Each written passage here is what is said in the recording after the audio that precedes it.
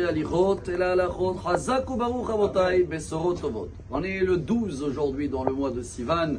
Le 12, c'est encore une journée de joie. Il y a encore l'odeur. J'aurais dit même, il y a encore le son de Matan Torah des 10 commandements. Et si on veut tirer un très beau message, très d'actualité aussi pour notre vie, dans la paracha de la semaine, c'est marqué que Dieu a dit à Moshe,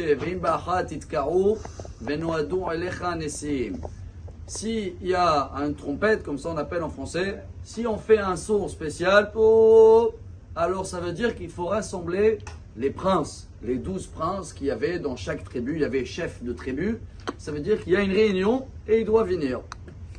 Le Ralbag, je ne sais pas si vous avez entendu parler de lui, très très grand rabbin français, décédé en Perpignan, en France. Ça remonte à l'année 1344, il est décédé. Il était d'abord un très grand rabbin. Ralbag, c'est les initiales de Rabbi Levi Ben Gershom.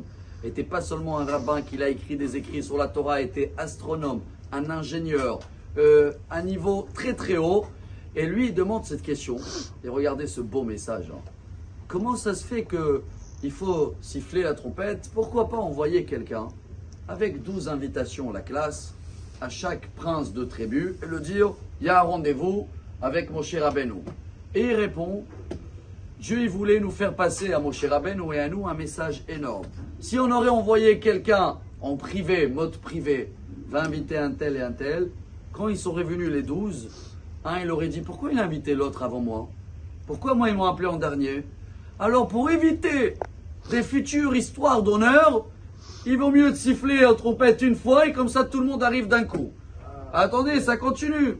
Dans le Talmud, dans Ta'anit, je crois, page 31 ou 32, la Gemara dit c'est pareil en haut au paradis. Akadosh Baruch Hu, c'est Mahol la Tzadikim.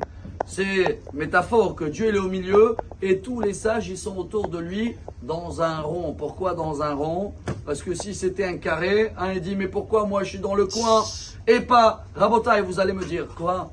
Jusqu'à là il faut penser parce que quelqu'un il risque de se vexer. Je dois supporter à calculer tout ça. La réponse elle est, et voilà le message aujourd'hui, absolument oui. Si Moshe Rabbeinu, la Torah elle témoigne qu'il était un Nav Me'od. Et Rachid dit c'est quoi un Nav?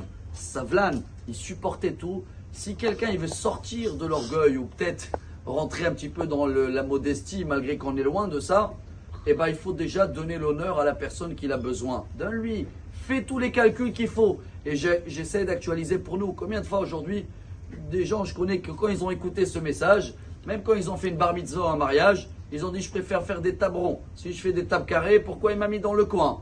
Et après ça commence les calculs. Moi il m'a invité, l'autre il m'a pas invité. Pourquoi il a envoyé un message dans le groupe et il m'a pas envoyé en mode privé? Tous ces calculs-là existent aujourd'hui, peut-être même plus qu'avant, Rabotai. Alors c'est à nous de calculer tout ça, apprendre un petit peu, regarder autour, comment je peux faire à donner l'honneur à chacun. Même si nous, on essaye de fuir l'honneur, parce que c'est notre mission. Mais pour les autres, il faut le faire. Voilà ce beau message de Ralbag, que Bezat Hashem, on va toujours tourner en rond, mais à la fin, on arrive dans le but. Bonne journée.